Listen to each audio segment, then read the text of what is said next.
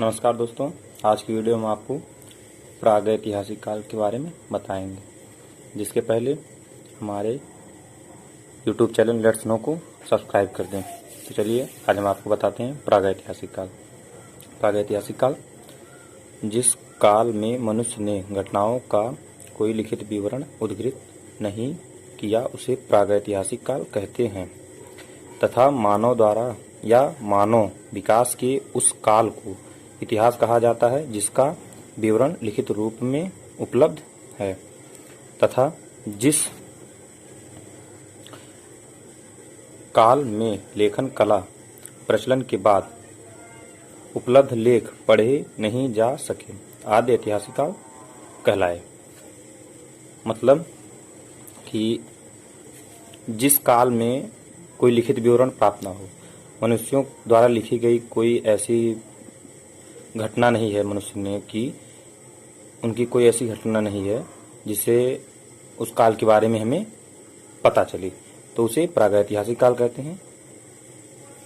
तथा मानव विकास के उस काल को इतिहास कहा जाता है जिसका विवरण लिखित रूप में उपलब्ध हो। मतलब जिस काल का लिखित विवरण या साक्ष्य उपलब्ध हो उसे ऐतिहासिक काल कहा जाता है। उसके बाद आदि ऐतिहासिक काल जिस काल में लेखन कला होती है, मतलब जिस काल में लेखन कला हुई परंतु उपलब्ध लेख पढ़े नहीं जा सके आदि ऐतिहासिक काल कहा गया। ज्ञानी मानव के बारे में बता दें, जिन्हें हम होमो सैपियंस कहते हैं, जो धरती पर आज से लगभग 30 या 40 हजार वर्ष पूर्व हुआ करते थे। यानी कि जो आज से 30 या 40 हजार वर्ष पूर्व धरती पे हुए वे ज्ञानी मानव कहलाए। पूरा पाषाण काल या पूरा पाषाण युग के मानव की जीविका का मुख्य आधार शिकार था, जो मनोरंजन के भी साधन थे।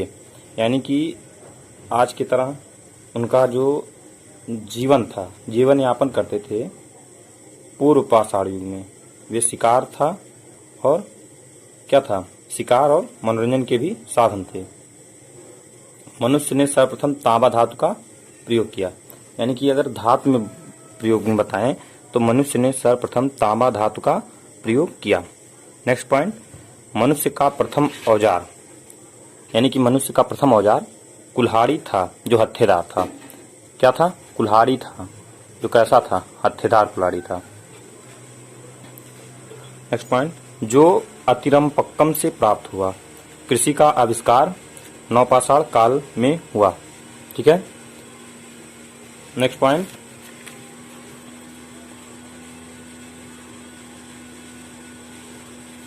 मानव द्वारा कृषि के लिए अपनाई गई सबसे प्राचीन फसल गेहूं और जौ है। यानी कि मानव ने बोने के लिए पहले गेहूं और जौ का प्रयोग किया, परंतु सर्वप्रथम प्रयुक्त चावल अनाज है।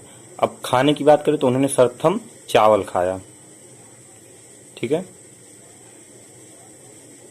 कृषि का प्रथम उदाहरण मेहरगढ़ से प्राप्त हुआ है। कुलडीहवा एक स्थान है। कुलडीहवा का संबंध चावल के दाने का प्राचीनतम साक्ष्य है। यानी कि वहां पर चावल के दाने का साक्ष्य मिला है। पल्लावराम नामक स्थान पर प्रथम भारतीय पुरापाषाण कलाकृति की खोज हुई थी। यानी कि पल्लावरम एक नामक स्थान है जो प्रथम बार जहां पर भारतीय पुरापाषाण कलाकृति की खोज हुई थी। नेक्स्ट पॉइंट, भारत में पूर्व प्रस्तर युग के अधिकांश, यानी कि भारत में पूर्व प्रस्तर युग के अधिकांश औजार स्फटिक मतलब पत्थर के बने थे। रॉबर्ट ब्रूस फुट एक वैज्ञानिक थे। पहले व्यक्ति थे जिन्होंने 1863 ईस्वी में पुरापाषाण कालीन औजार की खोज की। यानी कि 1863 ईस्वी में भारत में पुरापाषाण कालीन औजार की खोज की। कौन? Robert Bruce foot. ठीक है। नेक्स्ट पॉइंट,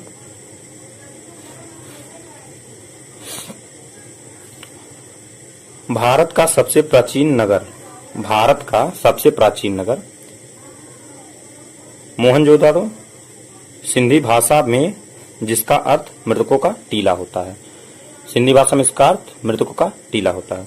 असम का श्वेत भ्रू गिबन भारत में पाया जाने वाला एकमात्र मानभाव कपि है। नेक्स्ट पॉइंट, इनामगांव ताम्रपाषाण युग की एक बड़ी बस्ती थी। इनामगांव ताम्रपाषाण युग की एक बड़ी बस्ती थी। इसका संबंध जोरवे संस्कृत से है। कहां से? जोरवे संस्कृत से है। ठीक है। नेक्स्ट पॉइंट, भारत में शिवालक की पहाड़ी से, भारत में एक पहाड़ी है शिवालक की पहाड़ी से जीवाश्म का प्रमाण मिला है। जीव के हड्डी, भारत में मनुष्य संबंधी पहला प्रमाण नर्मदा घाटी में मिला है। यानी कि भारत में मनुष्य संबंधी पहला प्रमाण, कि भारत में पहले मनुष्य रहा करते थे, यह प्रथम प्रमाण कहाँ मिला है? नर्मदा घाटी में मिला है। भारतीय नागरिक सेवा के अधिकारी रिजले, एक अधिकारी थे रिजले, प्रथम व्यक्ति थे जिन्होंने प्रथम बार वैज्ञानिक आधार पर भारत की जनसंख्या का प्रजातीय विभेदीकरण किया। ठीक है। इस वीडियो में इतना ही। तब तक के लिए धन्यवाद और हमारे चैनल को सब्सक्राइब जरूर करें।